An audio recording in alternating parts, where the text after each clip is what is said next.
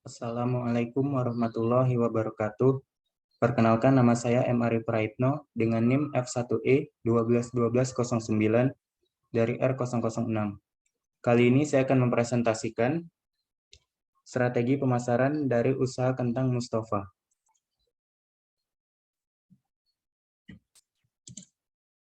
Tapi sebelum itu, saya akan mempresentasikan terlebih dahulu profil produk kentang Mustafa.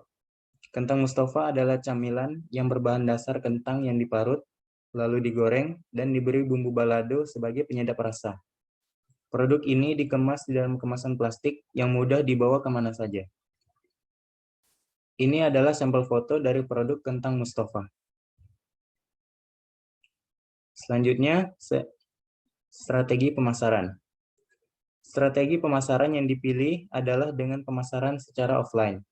Sebelum adanya internet, strategi inilah yang digunakan oleh orang-orang dalam menjual dagangannya, yaitu secara langsung, di mana produsen dan konsumen bertemu di satu tempat, dan produsen menunjukkan bentuk nyata produk ke konsumen.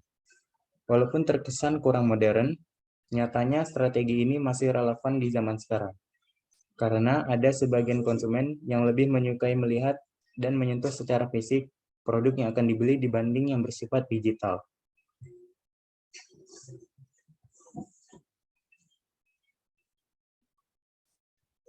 Di mana kami di sini menawarkan ke orang terdekat seperti teman dan keluarga. Lalu selanjutnya, rencana strategi pemasaran. Rencana strategi pemasaran yang dipilih adalah pemasaran secara online. Perkembangan teknologi informasi dan komunikasi sedikit banyak mengubah pola strategi pemasaran. Sebelum terciptanya internet, strategi pemasaran dilakukan secara manual dan terbatas. Pemasaran dengan model konvensional seperti itu saat ini disebut dengan pemasaran offline. Namun, ketika internet sudah lazim digunakan dan dimanfaatkan, pola strategi pemasaran menjadi masif dan besar. Strategi ini memiliki manfaat untuk menjangkau pasar yang lebih luas. Oleh karena itu, saya memilih strategi pemasaran ini.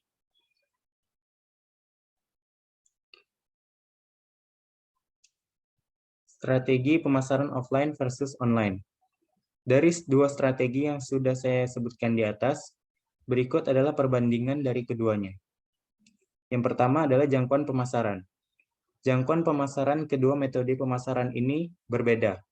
Pada pemasaran offline, jangkauan pemasarannya sangat terbatas karena dibutuhkan kehadiran fisik dari seseorang yang berperan sebagai penjual atau sales.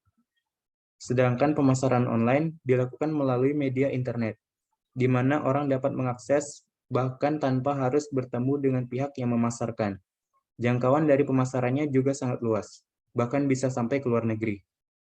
Yang kedua adalah waktu.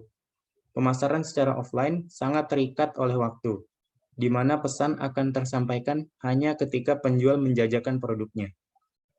Sedangkan pemasaran secara online akan terus berjalan bahkan ketika penjual tidak melakukan aktivitas apapun. Itu karena pemasaran secara online terus berjalan selama konten masih berada di internet. Yang ketiga adalah sistem pemasaran. Sistem pemasaran online tidak membutuhkan berbagai hal yang rumit, seperti mencetak brosur, menyiarkan secara langsung, bertemu tatap muka, yang pasti memakan banyak budget dan tenaga. Sedangkan pada sistem pemasaran offline, membutuhkan marketing kit berupa fisik seperti brosur, baliho, video, dan sebagainya. Tak hanya itu, pemasaran offline juga membutuhkan tenaga kerja yang tidak sedikit, karena penjualan harus dilakukan secara langsung. Kesimpulannya, pemasaran secara offline dan online memiliki karakter yang berbeda. Manakah yang terbaik? Jawabannya tergantung dari produk apa yang dijual. Kita harus mencari tahu terlebih dahulu strategi mana yang cocok dengan bisnis kita. Jangan sampai kita memilih strategi yang kurang tepat dan berakhir tidak menyenangkan. Sekian presentasi dari saya. Lebih dan kurang saya mohon maaf. Saya akhiri. Wassalamualaikum warahmatullahi wabarakatuh.